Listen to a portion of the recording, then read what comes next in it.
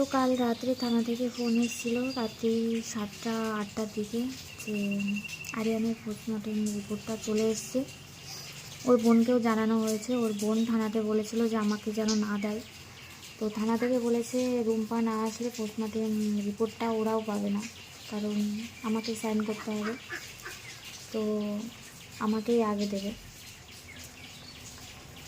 আবার সেই রাতের কথা মনে পড়ে গেল, যে রাতের কথা ভুলে গেছিলাম, মনে ছিল না, মনে করতে চাইতাম না, আবার মনে পড়ে গেল।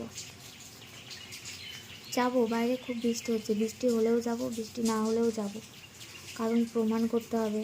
অনেকে নেগেটিভ ভিডিও বানিয়েছো, অনেকে নেগেটিভ কমেন্ট করেছো ফেসবুকে, ইউটিউবে, সব জায়গায়।